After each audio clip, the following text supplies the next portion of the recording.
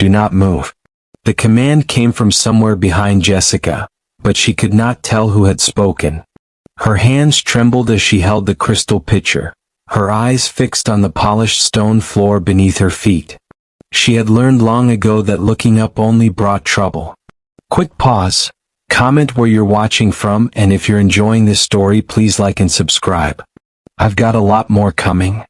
Servants did not look at their betters. Omegas without wolves certainly did not look at royalty. And nobody, absolutely nobody, looked directly at the Alpha King. The grand ceremonial hall of Granvik Palace buzzed with anticipation. Hundreds of pack members filled the space, their excited whispers echoing off the vaulted ceilings decorated with ancient Norse wolf motifs and battle scenes from the territorial wars. Today was the day, the selection ceremony, the day King Julian Granvik would choose his future queen from among the most eligible she-wolves in all the Nordic territories. Jessica kept her position against the far wall, barely breathing, praying she could remain invisible just a little longer. Being invisible was her only talent. The only thing that had kept her alive these past 6 years since her own pack had rejected her and sold her into service at the royal palace. The massive oak doors at the hall's entrance swung open with a thunderous crack that made Jessica flinch. The crowd fell silent instantly, a hush so complete she could hear her own racing heartbeat. Alpha King Julian Granvik entered first. Jessica had never seen him this close before, had never dared to look. But now, with everyone's attention fixed forward, she stole a glance. He was tall, powerfully built, with long dark hair that fell past his shoulders and a beard that framed a strong jaw. He wore ceremonial armor of dark leather and silver, and moved with the deadly grace of a predator who had never known fear. But it was not the king who made the breath catch in Jessica's throat. Behind him came the wolves. 3 massive beasts with fur as black as midnight, so dark it seemed to swallow the torchlight. They were enormous, larger than any natural wolf, each one standing nearly as high as a man's chest. Their eyes glowed silver gray with an intelligence that was distinctly unnatural. These were the legendary wolves of the Granvik line, bound to the royal family by magic so ancient no one remembered its origin. The wolves had never been wrong. When they chose a mate for their king, it was absolute, unquestionable, fated. Jessica's fingers tightened on the pitcher handle as she watched the 3 wolves pace into the hall behind Julian. The candidates stood straighter, each one hoping to catch the beast's attention. Lady Astrid Helvig stood at the center of the gathering, resplendent in emerald silk that matched her eyes, her blonde hair arranged in an elaborate crown of braids. She was perfection itself, beautiful, powerful, daughter of the most influential alpha in the Northern Territories. Everyone knew she would be chosen. It was practically a foregone conclusion. Julian stopped in the center of the hall, his amber eyes scanning the assembled she-wolves with an expression Jessica could not read. Then he spoke, his voice deep and commanding, carrying easily through the vast space. The ceremony begins. He gestured, and the 3 wolves moved forward as one, released from whatever invisible restraint had held them at his side. The crowd held its collective breath. The wolves walked past the first row of candidates without pause. Past the Duchess of Ostfold. Past the Alpha's daughter from Bergen. Past 2 cousins from the Hacken line who were both renowned for their beauty and grace. Jessica's heart began to pound for a different reason now. Something was wrong. The wolves were supposed to stop. They were supposed to choose. But they kept walking. They walked past Astrid. A collective gasp rippled through the crowd. Astrid's face went pale, then flushed with fury, but she maintained her composure. The wolves must be testing them, some whispered. Building anticipation. But the 3 black beasts did not stop. They walked past every candidate, every carefully selected, perfectly groomed she-wolf of noble birth and political advantage. They walked past them all without so much as a glance. And they walked straight toward Jessica. No. No, no, no. Jessica's mind screamed at her to run, but her feet would not move. She stood frozen, pressed against the cold stone wall, as 3 pairs of silver eyes locked onto her with laser focus. The picture slipped from her nerveless fingers. Crystal shattered against marble with a sound like thunder in the sudden silence. Water spread across the polished floor in a glittering pool. And the 3 legendary wolves of Gronvik sat down at Jessica's feet. The largest one, she would later learn his name was Fenris, pressed his massive head against her leg, his dark fur soft against her skin. The middle wolf, Skoll, gazed up at her with eyes that seemed to see straight into her soul, past every wall she had built, past every lie she had told herself about being broken and worthless. The smallest but fastest wolf, Hattie, positioned himself behind her, pressing against her back in a gesture that was unmistakably protective.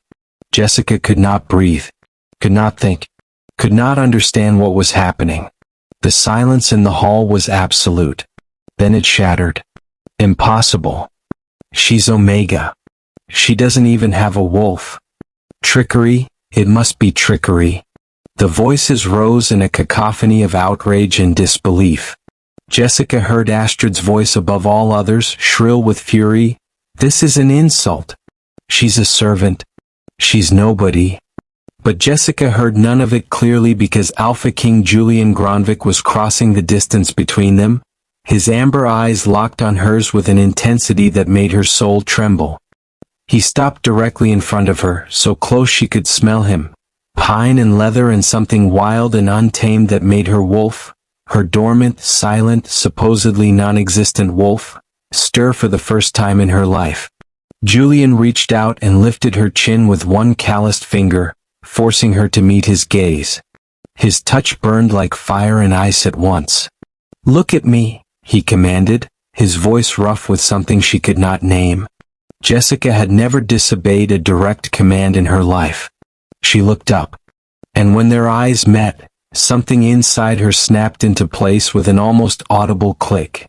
The mate bond, faint but real, undeniable, reached across the space between them like a golden thread binding her soul to his.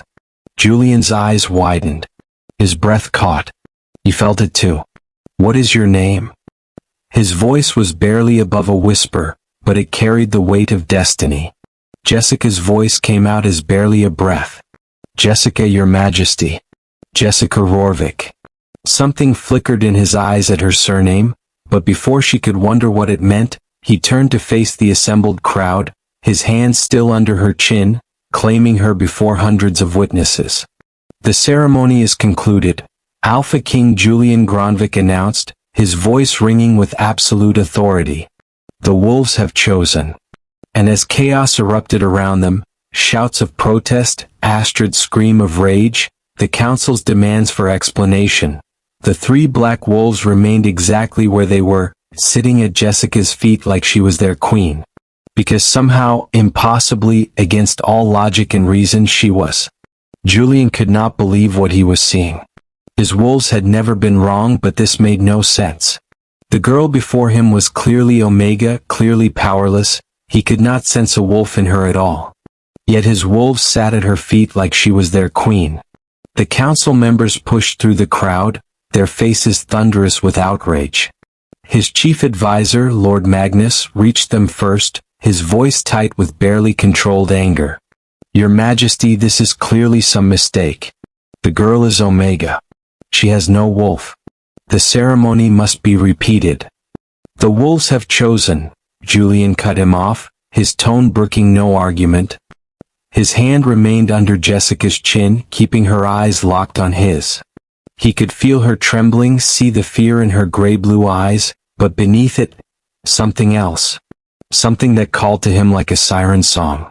Lady Astrid pushed forward, her emerald eyes blazing. "She's bewitched them. No true Omega could." "Enough." Julian's single word silenced the hall. He turned his full attention back to Jessica, studying her face with an intensity that made her breath catch. She was beautiful in a way he had not expected. Delicate features, high cheekbones, and those eyes that seemed to shift color in the torchlight.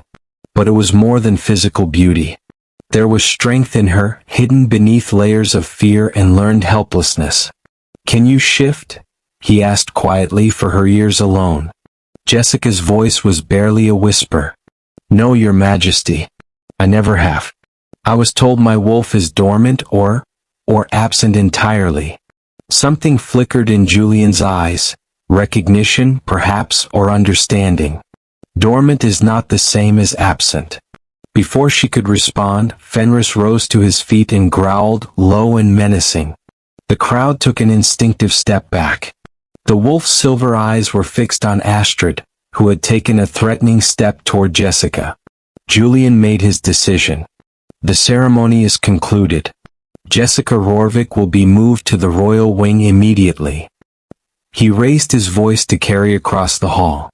"My wolves have chosen.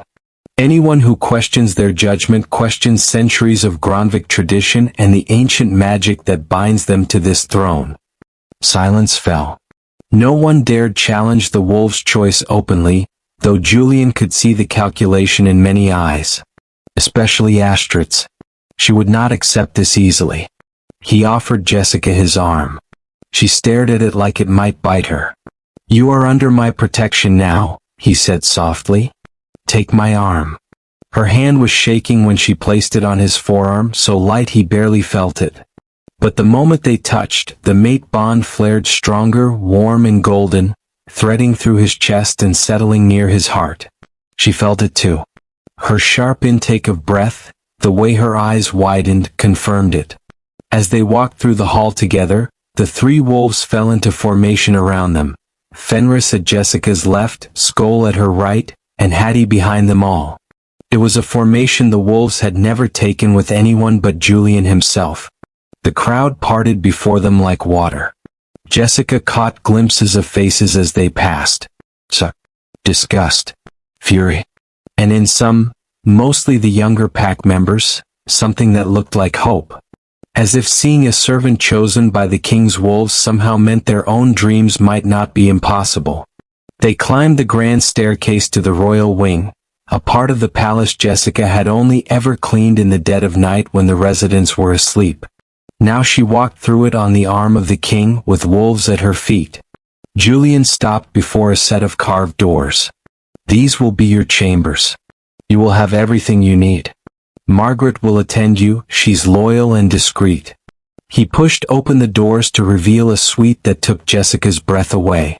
It was larger than the servants' dormitory where 20 women slept. Tapestries hung on the walls, a fire crackled in a massive hearth, and through an archway she could see a bedroom with a bed so large it could fit 5 people. "Your Majesty, I cannot, this is too much." "You are my potential mate," Julian said, and the words sent shivers down her spine. "This is the least you deserve."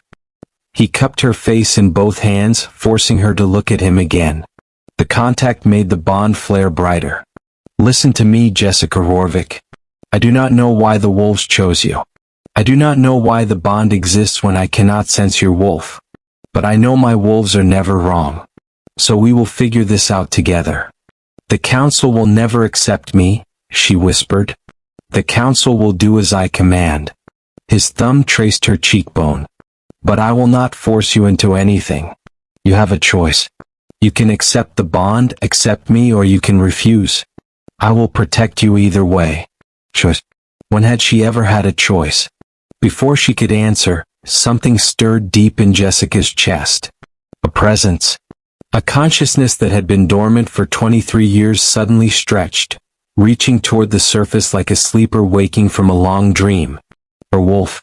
For the first time in her life, Jessica felt her wolf reach back. And she gasped as pain, sharp and sudden, lanced through her body. Her bones shifted. Her vision blurred. Julian caught her as her knees buckled. "Jessica? What's wrong?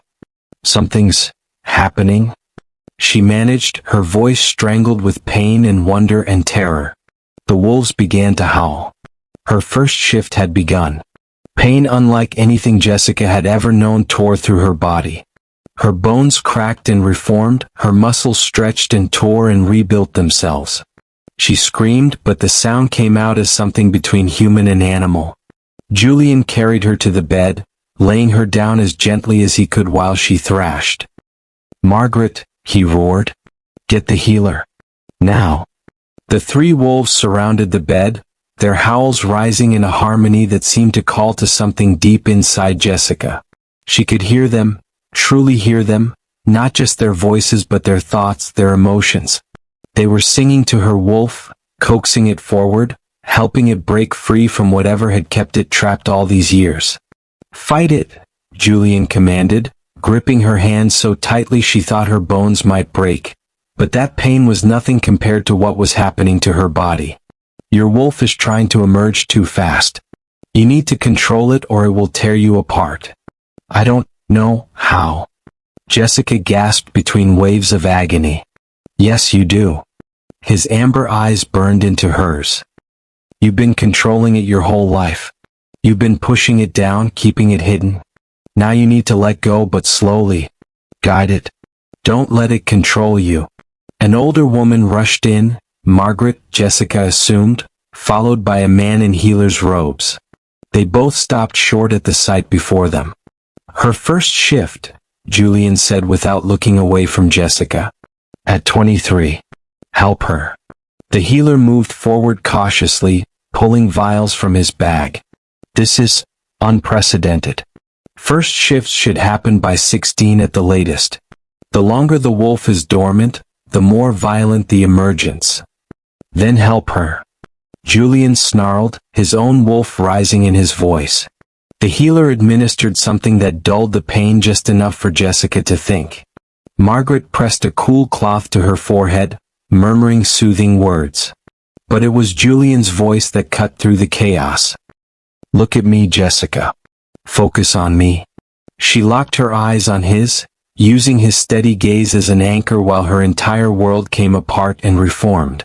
"Your wolf has been waiting for this moment," Julian said, his voice calm now, hypnotic. "She's been waiting for you to be ready. For you to be safe. She's not trying to hurt you, she's trying to protect you. Let her in."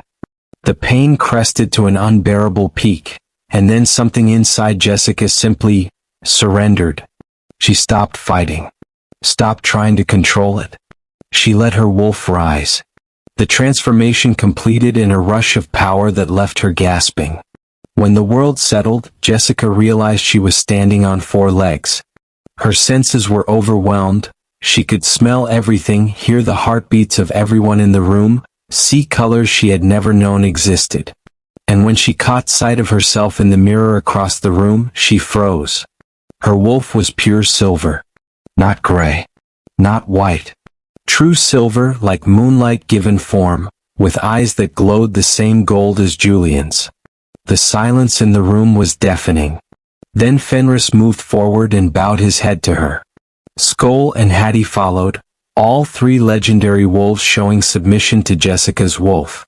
"Impossible," the healer breathed. "A silver wolf. They haven't been seen in generations. Not since the Rorvik line," Julian finished, his voice tight with shock and understanding. "The exiled Silver Moon bloodline." Jessica's wolf, she could feel her now, a distinct presence in her mind, strong and ancient and furious at being caged for so long, turned to look at Julian. Even in wolf form she could see the recognition in his eyes. "You're not Omega," he said softly, approaching her slowly with his hand extended. "You never were. Your wolf was dormant because she was hiding. Protecting you." His fingers touched her silver fur, and the mate bond blazed so bright it was almost painful. "Your royal blood, Jessica. True royal blood. The council didn't reject you because you were Omega. They rejected you because they knew exactly who you were." Jessica's mind reeled. Her pack hadn't sold her into service because she was worthless. They had sold her to keep her hidden, to keep her powerless, to keep her from claiming what was rightfully hers. The wolf snarled and Julian smiled, a fierce, predatory expression. "Yes, good. Hold on to that anger. You're going to need it." Margaret stepped forward, her aged face creased with wonder. "My lady, the prophecy. The silver moon returns when darkness rises. You're the key, Julian said. She's the key to everything. Jessica shifted back to human form without thinking, instinct guiding her through it. She stood naked before them, but Margaret quickly wrapped her in a robe while the men politely looked away. What prophecy? Jessica demanded, her voice stronger than it had ever been. Her wolf had changed more than just her body.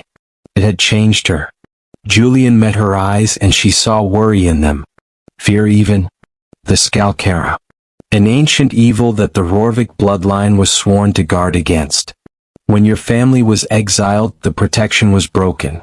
If the prophecy is true, that evil is rising again. And I'm supposed to stop it, Jessica said flatly. We are supposed to stop it, Julian corrected. Together. If you'll accept the bond. Accept me. Jessica looked at him. This powerful king who had shown her more kindness in one evening than anyone had in 6 years. She looked at the 3 wolves who had chosen her. She felt her own wolf, silver and strong and ready to fight. For the first time in her life, Jessica Rorvik made a choice that was truly her own. I accept. The bond snapped fully into place, golden and unbreakable, binding her soul to his. Outside, in the darkness beyond the palace walls, something ancient and hungry felt the shift in power, and began to move. Dawn broke over Gronvik Palace, and Jessica woke in a bed that felt like sleeping on clouds. For a moment she thought last night had been a dream. Then she felt her wolf, a warm presence in her mind, and knew it was real. Everything was real. The wolf's choice. The mate bond. Her silver wolf. Her royal blood. Julian. A knock at the door made her sit up. Margaret entered with an armful of gowns in shades of silver, white, and ice blue. Good morning, my lady. The king requests your presence at breakfast. And after. She smiled gently. Your training begins. Training? Jessica asked, though her wolf already knew. If she was to be queen, if she was to face this ancient evil, she needed to learn everything she had been denied. An hour later, dressed in a gown of pale silver that made her wolf purr with satisfaction, Jessica entered the private dining room. Julian stood when she entered, his eyes traveling over her with an appreciation that made heat rise in her cheeks. You look like the moon itself, he said, pulling out her chair. They ate in comfortable silence for a while before Julian spoke. The council has requested an audience. They're not pleased. They want you to reject me, Jessica said. It wasn't a question. They want many things they will not receive. His hand covered hers on the table. But you need to understand what you're walking into. Court politics are brutal. Every word, every gesture will be analyzed and weaponized. Lady Astrid will not accept this easily. She has powerful allies. Then teach me, Jessica said, lifting her chin. Teach me how to be what they expect. And then teach me how to be better than they can imagine. Julian's smile was fierce with pride. That's my queen. The training was grueling. Jessica learned court protocol from Margaret, how to walk, how to speak, which fork to use at formal dinners. She studied pack law with Julian, learning the intricate web of alliances and feuds that held the Nordic territories together.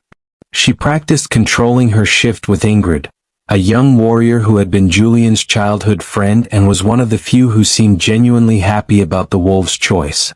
Your wolf is strong, Ingrid said, watching Jessica shift from human to silver wolf and back again.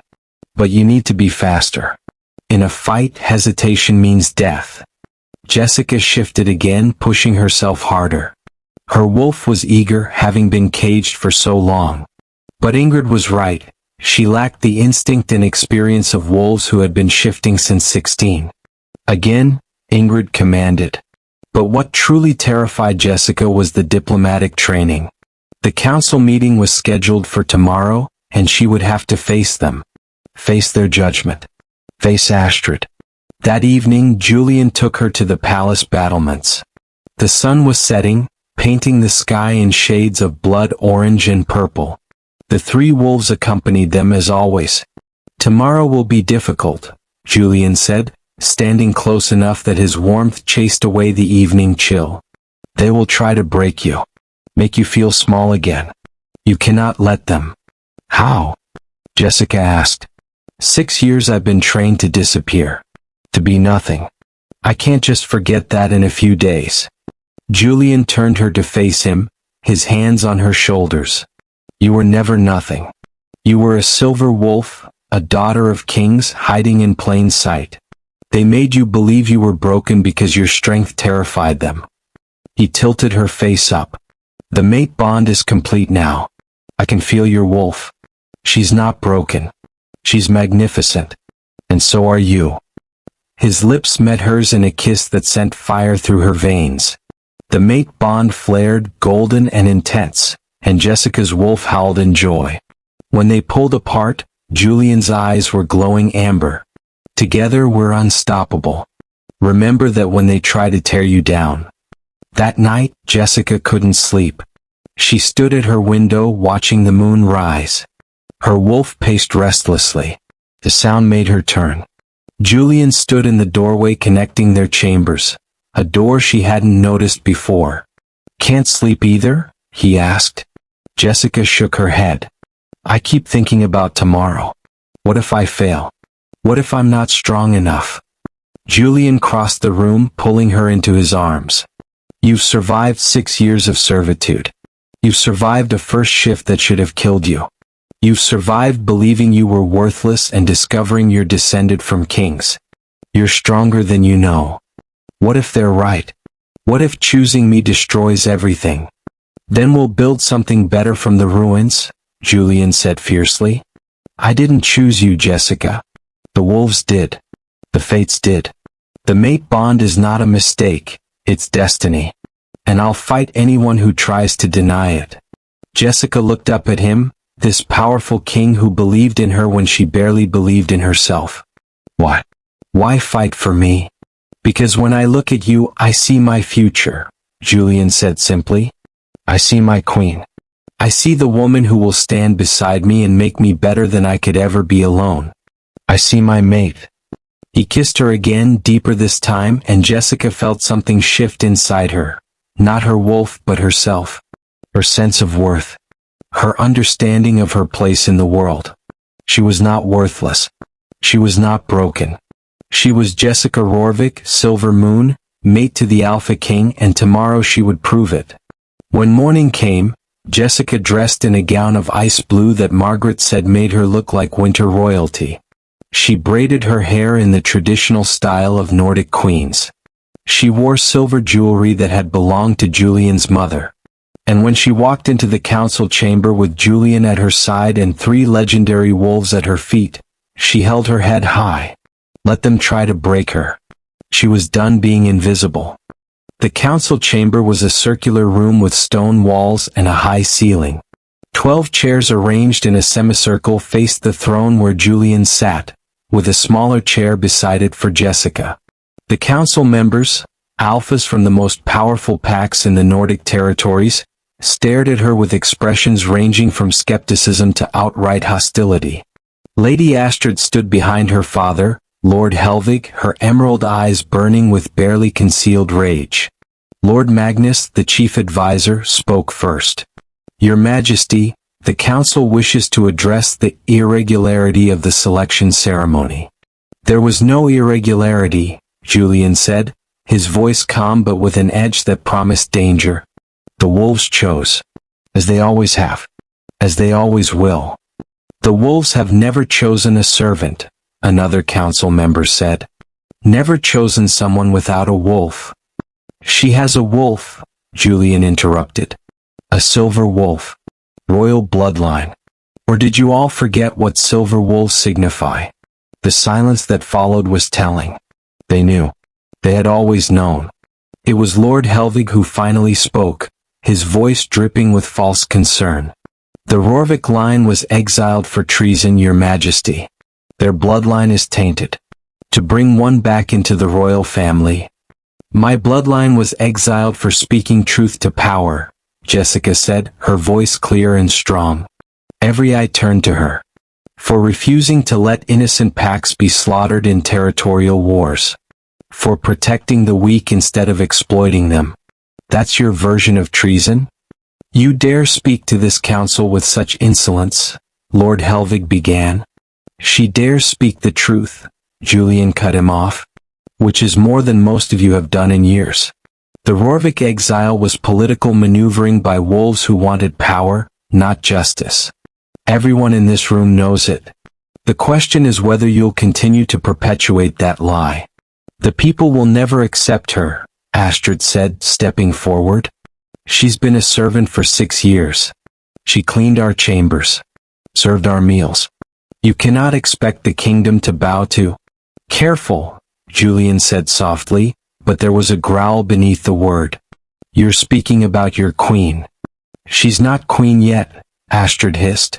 The mate bond is complete, Julian said, rising to his feet. Jessica stood with him and the 3 wolves rose as well. The silver wolf has returned. The prophecy is in motion. You can accept it and prepare for what's coming, or you can cling to your petty grievances and watch the kingdom fall. Choose wisely. He took Jessica's hand, their fingers intertwining. This council is dismissed. As they left the chamber, Jessica heard the whispers following them. But she also heard something else, Ingrid's voice raised in her defense. A young council member arguing that the wolves' choice should be honored. Seeds of support among the younger generation. Progress. Small but real. That evening, a formal dinner was held to celebrate the mate bond. Jessica wore silver again, sitting at Julian's right hand, enduring the careful politeness of nobles who smiled while planning her downfall. Astrid attended, beautiful as ever in emerald silk, her smiles poisonous. Halfway through the meal, Jessica's wine glass was refilled by a servant she didn't recognize. Something made her wolf growl a warning. She didn't drink. But when no one was watching, she switched her glass with the one beside it, the glass meant for Julian. Moments later, a council member who had been reaching for that glass suddenly collapsed, foam at his lips, convulsing. The room erupted in chaos. Julian pulled Jessica behind him as his wolves snarled, protecting her. Healers rushed forward, but it was too late. The council member was dead within minutes. Poison, the chief healer confirmed, examining the wine glass. Wolfsbane mixed with nightshade. Meant to kill instantly. All eyes turned to Jessica. She stood tall, meeting their gazes without flinching. That glass was meant for me. I switched it when my wolf warned me something was wrong. Or you poisoned it yourself for sympathy, Astrid said, her voice shaking with what sounded like genuine shock. But Jessica saw the calculation in her eyes. Julian moved so fast Astrid didn't have time to flinch. He grabbed her wrist, squeezing until she gasped. Accuse my mate again, and you'll wish poison had taken you instead. Enough, Lord Helvig said, pulling his daughter back. This is clearly an assassination attempt. We should be investigating who had access to the wine, not throwing accusations. But Jessica knew. She saw it in the quick glance Astrid exchanged with a servant in the corner. The slight nod. The fear. Julian saw it too. That servant. Seize him. The servant tried to run. He didn't make it far. Julian's wolves brought him down, and the guards dragged him before the king. Under interrogation he confessed. He'd been paid to poison Jessica's wine. Paid well. But he claimed he didn't know who hired him. The gold had been left in a hidden location with instructions. Lies, Julian said. Hattie, show me the truth. The smallest wolf approached the servant, his silver eyes boring into the man's soul. Wolves could sense lies. And Hattie was never wrong. The wolf turned to Astrid and growled. Astrid went white. This is ridiculous. I would never. Search her chambers, Julian commanded. Now. Within the hour they found evidence. Letters discussing Jessica's removal, vials of poison hidden in a false drawer, gold matching what had been paid to the servant. Astrid was arrested, screaming her innocence, swearing revenge. As the guards dragged her away, she locked eyes with Jessica. This isn't over. You're nothing. You'll always be nothing. And when the darkness comes, you'll fail. You'll watch everyone you love die, and it will be your fault. The words sent ice through Jessica's veins. Not because she believed them, but because her wolf recognized truth in them. Darkness was coming. The Skalkar. The ancient evil. And Astrid somehow knew about it. Later that night, in Julian's arms, Jessica finally let herself shake. She tried to kill me. I know, Julian said, holding her tighter. I won't let anyone hurt you. I swear it. She said darkness is coming. How would she know about the prophecy? Julian's arms tightened around her. I don't know. But we'll find out. Jessica closed her eyes, listening to his heartbeat, feeling the warmth of the mate bond. She had survived her first assassination attempt. Survived the council. Survived another day. But her wolf was restless. Because survival wasn't enough anymore. She needed to learn to fight back. And she needed to do it fast. Jessica's training intensified. Every morning she sparred with Ingrid, learning to fight in both human and wolf form. Her body ached constantly, covered in bruises, but she pushed harder. Astrid's arrest hadn't ended the threat. If anything, it had made their enemies more desperate. You're holding back, Ingrid said, circling Jessica in the training yard. Your wolf is stronger than mine, but you fight like you're afraid to hurt me. I am afraid to hurt you, Jessica admitted. That's going to get you killed. Ingrid lunged and Jessica barely blocked the strike. In a real fight, your enemy won't hesitate. Neither can you. Jessica's wolf snarled, tired of being restrained. She let go of her control just enough to tap into her wolf's strength, moving faster, hitting harder. Within seconds, she had Ingrid pinned. Ingrid grinned up at her. There she is. The silver moon. Finally decided to stop hiding. Jessica helped her up, breathing hard. I don't know how to be both. The girl who survived by being invisible and the queen everyone expects. You don't have to be one or the other, Ingrid said. You are both. The survivor and the queen. That's what makes you dangerous. That afternoon, Julian received troubling news. Patrols near the northern border had found evidence of dark magic. Trees withered and blackened. Animals found dead with no marks. A sense of wrongness that made even the strongest wolves uneasy. The Skalkara, Margaret whispered when Julian shared the news with Jessica. The old woman's face was pale. The prophecy said it would wake when the silver moon returned. It's been waiting all these years for the Rorvik bloodline to emerge again. What is it? Jessica asked. Everyone speaks of this darkness, but no one tells me what it actually is. Julian exchanged a glance with Margaret. A corruption. Ancient magic twisted into something evil. During the old wars, it nearly destroyed the wolf kingdoms. Your ancestors, the Rorvik line, had a gift for sensing it, tracking it, fighting it. They were the guardians who kept it at bay. When they were exiled, the protection was broken, Jessica finished. And now it's coming back. Yes, Julian said. And you're the only one who can stop it. I don't know how, Jessica said. I barely know how to shift, how to fight. How am I supposed to face something that nearly destroyed kingdoms? You learn, Julian said firmly. We have time. It's not here yet. But it's coming. And we need to be ready. But they didn't have as much time as they thought. That night, Jessica woke to find her chambers empty. The wolves were gone. Julian was gone. Even the guards who should have been posted at her door had vanished. Every instinct screamed danger. She shifted to wolf form, her silver fur gleaming in the moonlight, and padded silently into the corridor. The palace was too quiet. Wrong. A scent caught her attention. Blood and fear and dark magic. She followed it to the lower levels, to the dungeons where Astrid was being held. The cell door stood open. Inside the guards lay dead. And Astrid was gone. Jessica's wolf growled. A trap.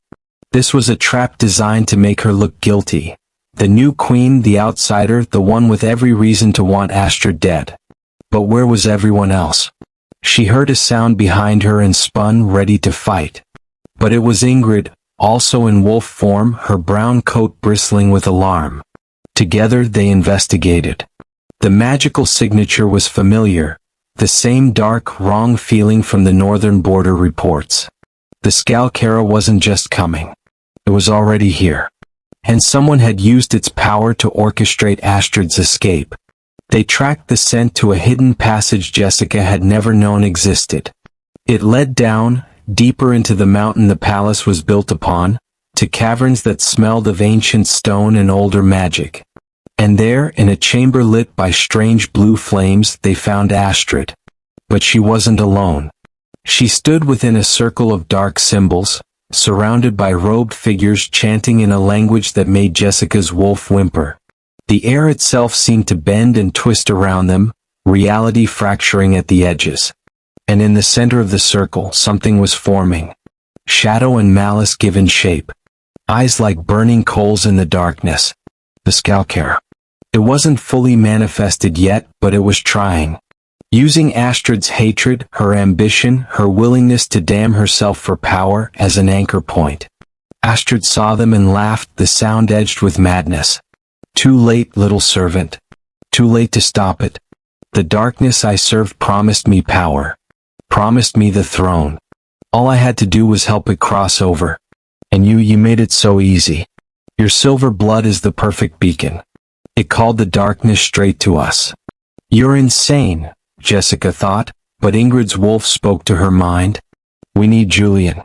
Now. But they couldn't leave. If they did, the ritual would be complete. The Skalkara would fully manifest. And it would be unstoppable. Jessica made a choice. She howled, a sound that carried through stone and distance, powered by mate bond and desperate need. Calling for Julian. Calling for help. Then she leaped into the circle. Her silver fur blazed with light as she crossed the dark symbols. The Skalkara shrieked, its forming body recoiling from her presence. The robed figures fell back and Astrid screamed in fury. You can't stop it. You're nothing. Just a servant playing at being queen. Jessica shifted to human form, standing naked and fearless in the center of ancient evil. Power coursed through her, her wolf, her heritage, the mate bond, all combining into something that burned like silver fire. I am Jessica Rorvik, she said, her voice echoing with power she didn't know she possessed. Daughter of the silver moon. Mate to the Alpha King. And I am done being afraid of you. She reached into the darkness with hands that glowed silver and she pulled. Not to destroy it, that was impossible. But to banish it. Send it back to whatever void it had crawled from. The Skalkara fought, trying to hold on to this world. But Jessica was stronger. Her bloodline had been forged for this purpose. Generation after generation of guardians, all leading to her. All their power flowing through her veins. The darkness shattered like glass. The robed figures fled. Astrid collapsed, her connection to the dark magic severed so violently she screamed. And Julian burst into the chamber with his wolves and a dozen warriors ready for battle, only to find Jessica standing in the center of the broken circle, glowing like the moon itself, victorious. He stared at her in awe. You did it? You actually did it. Jessica's legs gave out and he caught her, wrapping her in his cloak. She was shaking, exhausted but alive. I banished it, she whispered. But I didn't destroy it. It will come back. Then we'll be ready, Julian promised, holding her close. Together. As the guards arrested Astrid and her conspirators, as the healers checked Jessica for injuries, as the three legendary wolves pressed close to their silver queen, Jessica finally understood. She wasn't broken. She never had been. She was exactly what she needed to be. And she was ready for whatever came next. The aftermath of the battle beneath the palace shook the kingdom. Astrid and her conspirators were executed for treason, this time with undeniable proof. The dark magic they had wielded left scars on the stone itself, evidence no one could deny. But Jessica's victory came with a cost. The Skalkara knew she existed now. knew she was strong enough to banish it, and it would not make the same mistake twice. Word spread quickly. The silver moon had returned. The servant chosen by the wolves had faced ancient darkness and won. The kingdom's opinion began to shift. Not everyone accepted her yet, but many of the younger wolves looked at her with hope instead of disdain. Julian called a council meeting to address what had happened. This time, when Jessica entered the chamber, some council members actually stood in respect. Progress. Lord Magnus spoke first, his tone measured. Your Majesty, Lady Jessica, the events of recent days have forced us to reconsider many assumptions. Skalkera's emergence is undeniable, as is Lady Jessica's ability to combat it. He paused. The council formally withdraws its objections to the mate bond. How generous, Julian said dryly. Since the bond is already complete and unchangeable. We owe Lady Jessica an apology, another council member said, one who had been particularly hostile before. And our loyalty. The prophecy was clear. We just didn't want to believe it. What exactly does the prophecy say? Jessica asked. I've heard pieces. The silver moon returns when darkness rises. But there must be more. Margaret stepped forward, carrying an ancient book bound in silver. The full prophecy was written by the first Rorvik Alpha, over 1,000 years ago. It has been kept in the royal archives, waiting. She opened the book and read in a voice that seemed to echo with ages past.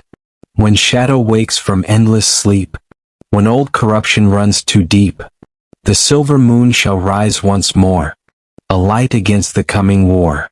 Born of wolves yet deemed as none, hidden crown, forgotten son, rejected, broken, cast aside. Yet in her burns the silver tide. Two bloodlines joined by fate's own hand. The black wolf king, the silver stand. Together bound, together strong. Together right what once went wrong. 3 trials faced before the end. The poison cup, the trusted friend. And last, a choice of love or throne. To save the many, stand alone. If she should fall, the darkness wins. If she endures, the light begins. But know this truth above the rest. The broken one will stand the test. Silence filled the chamber when Margaret finished. Jessica felt the weight of those words settle onto her shoulders like a physical thing.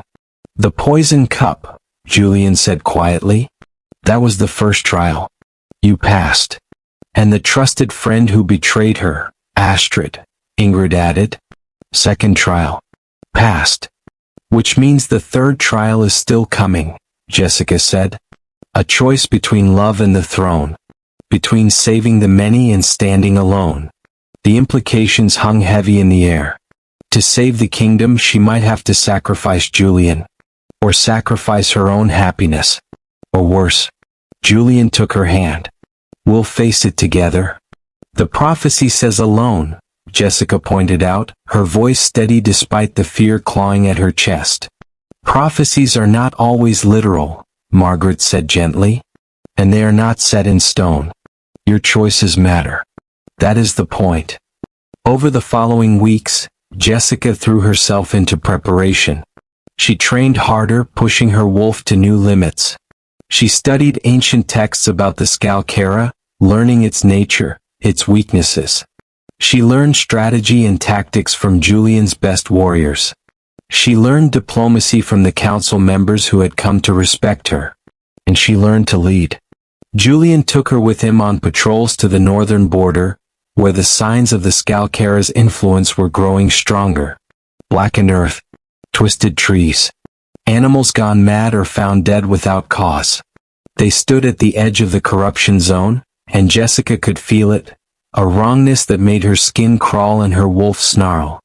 It's getting stronger, Julian said. Spreading faster. Since you banished it, it's been gathering power. When it comes back, it will come with everything it has. Let it come, Jessica said, her voice hard. I'm not the frightened servant anymore. I'm ready.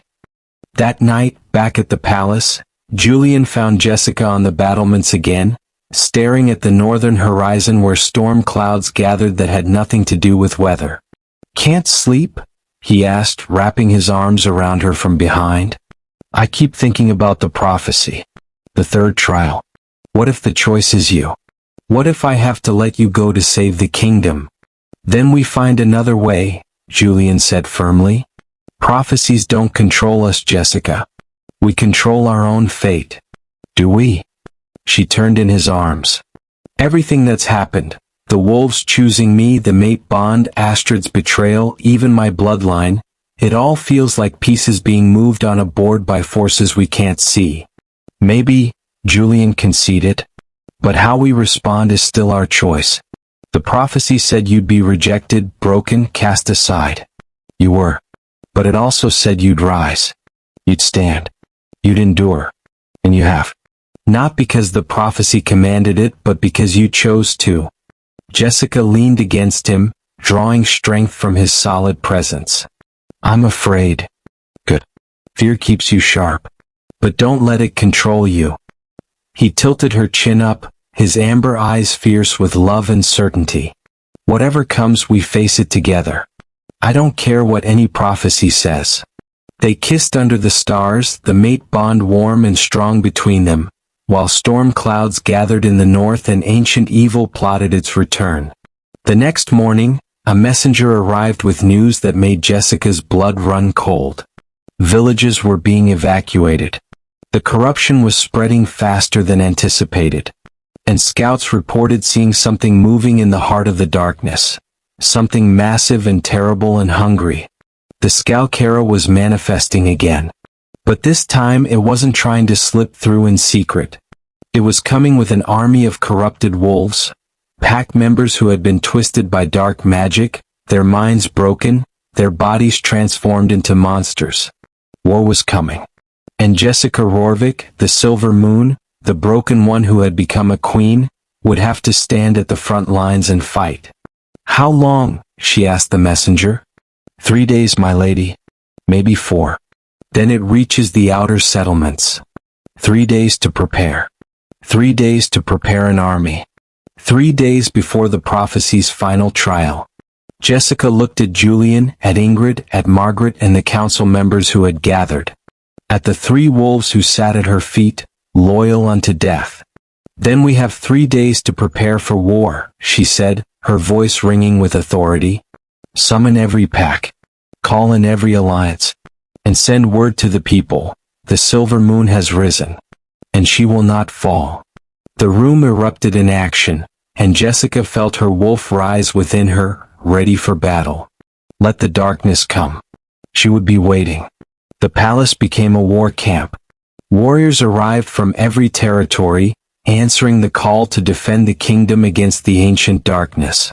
The halls that had once echoed with court intrigue now rang with the sounds of weapons being sharpened and battle strategies being debated. Jessica stood in the war room, dressed in armor that had been specially crafted for her. Silver plates over leather, light enough to shift in, strong enough to protect. Around the table stood the most powerful alphas in the Nordic territories, and they looked to her for answers. The Skalkara feeds on fear and corruption, Jessica explained, pointing to the map where the darkness spread like a stain across the northern territories. But it's also physical.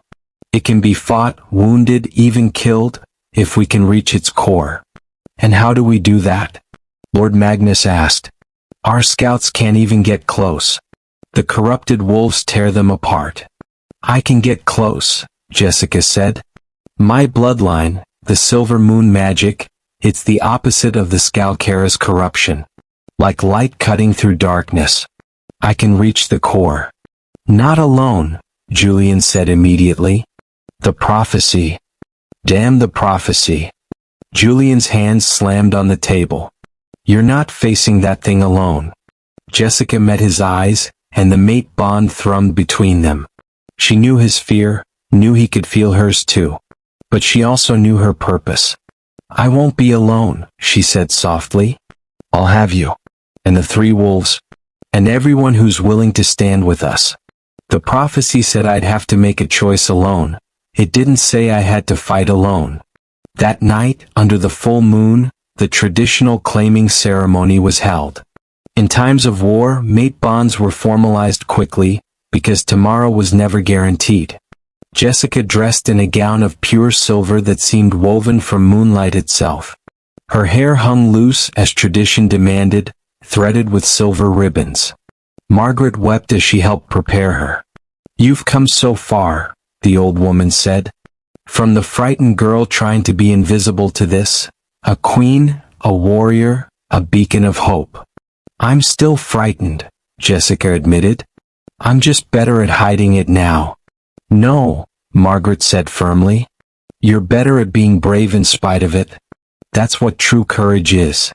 The ceremony was held in the palace courtyard, under the open sky. Every wolf in the kingdom who could attend was there, thousands of them, watching as Jessica walked down an aisle of silver torches toward where Julian waited. He wore black, formal armor polished to a mirror shine, his long hair loose, his amber eyes glowing in the moonlight. The three legendary wolves sat at his feet, but as Jessica approached they rose and came to her, flanking her, walking her forward, giving her away as if she were their daughter. The priestess spoke the old words, binding them in the eyes of the pack, in the eyes of the moon, in the eyes of the fates themselves. Jessica and Julian spoke their vows, voices clear and strong. "I, Julian Gronvik Alpha King, take you, Jessica Rorvik Silver Moon, as my mate, my queen, my equal in all things.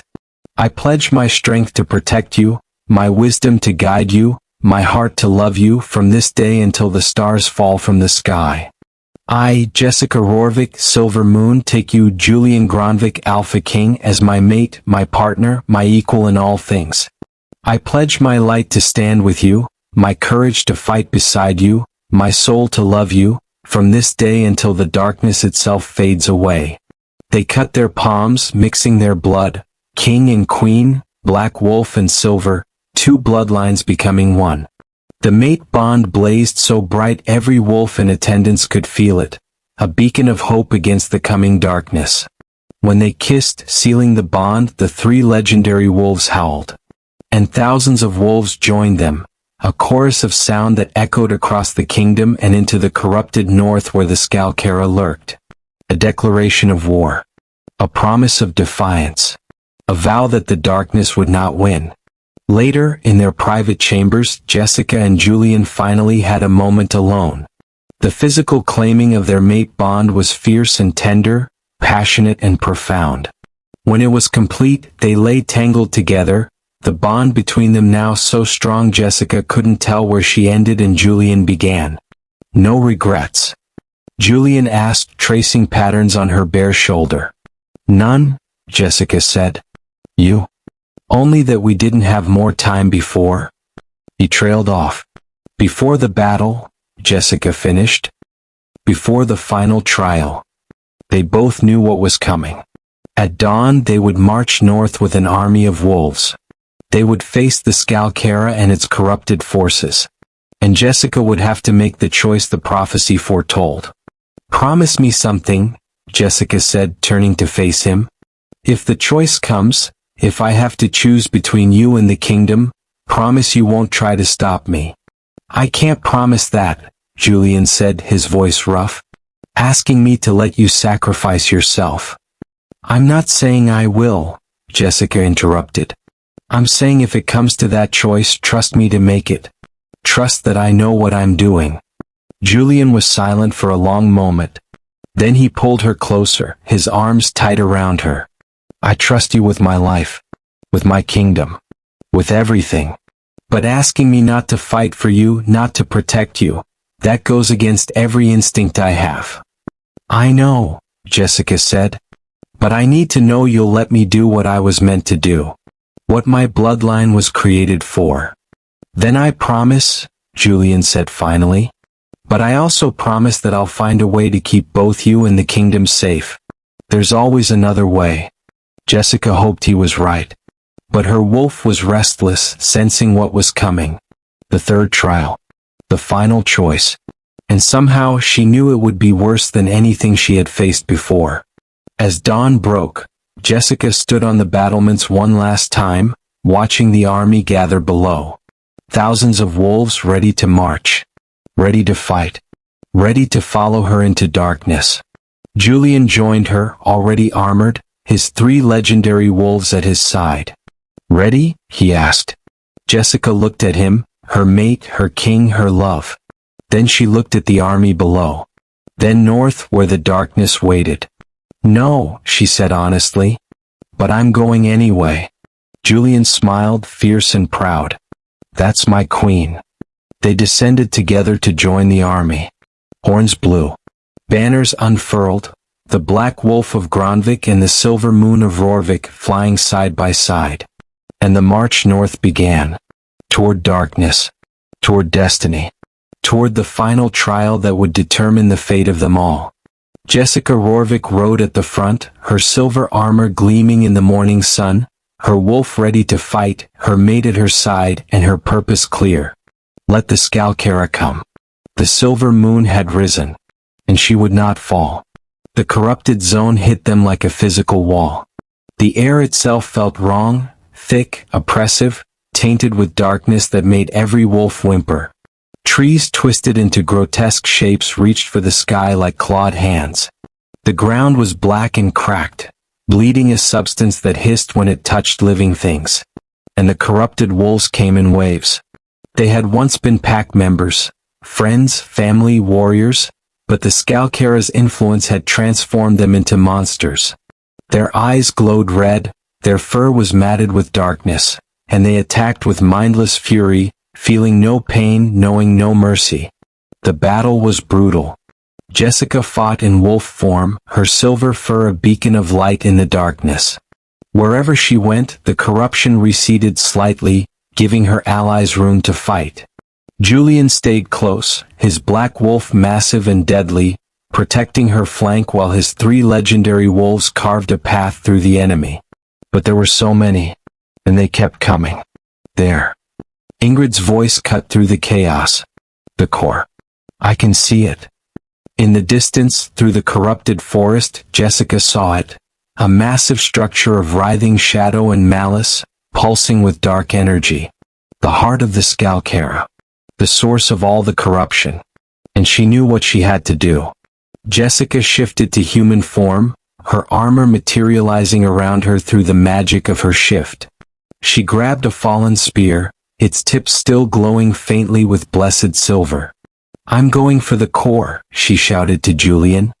"Not without me," he said, shifting to human form beside her. "You need to hold the line here. If the corrupted break through, they'll reach the kingdom." "Jessica." "Trust me," she said, echoing his words from their claiming ceremony. "I know what I'm doing." Their eyes met. The mate bond pulsed between them, and she felt his fear, his love, his desperate need to protect her. But she also felt his trust. "Come back to me," he said. "Always," she promised. Then she ran. The 3 legendary wolves abandoned Julian's side for the first time in their existence and ran with Jessica. Fenris, Skoll, and Hattie, they had chosen her at the selection ceremony, and they chose her again now, following their silver queen into the heart of darkness. The corrupted wolves tried to stop them, but Jessica's light burned them away. She ran faster than she had ever run, her wolf and human halves working in perfect harmony, until she reached the base of the Skalkara's core. It towered above her, a pillar of shadow and screaming faces, all the wolves it had corrupted, all the lives it had consumed, trapped in eternal torment. And at its center she could see the thing itself. Not just magic but a being. Ancient. Evil. Hungry. It spoke, its voice like grinding stone and dying screams. "Silver Moon. You come to your death." "I come to end you," Jessica said, raising her spear. Skalkara laughed. "You cannot kill me. I am eternal. I am the darkness that existed before the first light. I will exist long after your pitiful light fades." "Maybe," Jessica said. "But I can banish you. Send you so far away you'll never find your way back." "At what cost?" Skalkara's voice became almost gentle, persuasive. "I can feel your bond. Your mate. The connection that binds you. To banish me completely you must sever it. Cut the tie that gives you strength. Face me alone, truly alone, with nothing but your own failing light. Jessica's blood ran cold. The third trial. The choice between love and throne. Between saving the many and standing alone. If she severed the mate bond, Julian would survive, but the pain would be unbearable for both of them. And she would lose the strength that came from their connection. She might fail. Might die. Might doom the kingdom anyway. But if she didn't sever it, if she kept the bond, the Skalkara would use it against her. Would corrupt it. Turn it into a weapon. Julian would become a vessel for darkness, and everything she loved would be destroyed. This was it. The choice. The moment everything had been leading to. Jessica felt Julian through the bond, felt him realize what was happening. Felt his terror, his denial, his desperate attempt to reach her. Don't, he sent through the bond. Don't you dare. We'll find another way. There is no other way, Jessica sent back, tears streaming down her face. I love you. I will always love you. But I have to do this. Jessica, please? She closed her eyes, reaching deep inside herself to where the golden thread of the mate bond connected her soul to Julian's. It was the most beautiful thing she had ever seen, warm, bright, perfect. And she cut it. The pain was indescribable, like having her heart ripped from her chest while still beating. She heard Julian's scream of agony across the battlefield, felt him collapse. But he would live. He would heal. And the kingdom would be safe. The Skalkara lunged for her, triumphant, expecting her to crumble without the bond's strength. But it had made a critical error. Jessica had spent 23 years learning to be strong alone. Learning to survive without support, without love, without anyone believing in her. The mate bond had been a gift, a joy, a source of power, but it wasn't what made her strong. She had always been strong. She had just needed to remember it. Jessica's silver light exploded outward, brighter than the sun, more powerful than the moon itself. It wasn't borrowed strength. It was hers. All hers. The culmination of every moment of suffering, every instant of survival, every choice to keep going when everything said to give up. The broken one will stand the test. Because she had been broken. And she had learned that broken things, when they heal, are stronger than they ever were before. You're wrong, Jessica said, her voice ringing with power. I'm not alone. I carry everyone who ever believed in me. Everyone who ever showed me kindness. Everyone who ever taught me I was worth something. They're all here. And you can't touch them. She drove the spear into the core. Silver light poured through the Skalkara, burning away the darkness, freeing the trapped souls, destroying the corruption at its source. The being shrieked, its ancient form dissolving, being pulled back to whatever void had spawned it. This isn't over, it screamed. I will return. I always return. Maybe, Jessica said, pouring every ounce of her power into the banishment. But not in my lifetime. Not in 1,000 lifetimes. You're done. The Skalkara shattered. The pillar of darkness exploded into nothing. The corruption that had spread across the northern territories evaporated like morning mist. And Jessica collapsed. She woke in Julian's arms. He was crying, holding her so tightly she could barely breathe, and through their severed bond she felt something. A faint echo. A ghost of what they'd had. I thought I lost you, he choked out. I felt the bond break and I thought. I'm sorry, Jessica whispered. I had to. It was the only way. I know. He held her tighter. I know. And I'm so proud of you. And so angry at you. And so grateful you're alive. Around them the battlefield was changing. The corrupted wolves were healing, their red eyes fading to normal, their minds returning. They looked around in confusion and horror at what they'd done under Skalkara's influence. But they were alive. Free. Saved. The three legendary wolves approached Jessica, and for the first time since she'd met them, they shifted. 3 men appeared, ancient, ageless, with silver eyes. Silver Moon, the largest one, Fenris, said. The bond may be severed, but it is not destroyed. What was given freely can be restored, if you both choose it. The bond exists in your souls, Skull added, not in magic alone. Physical bonds can be reforged, but only if you both want it, Hattie finished. The choice must be made in freedom. Again. Jessica looked at Julian and he looked at her, and slowly they smiled through their tears. I choose you, they said together. And the bond, scarred, tested, proven unbreakable, reformed between them. Stronger than before.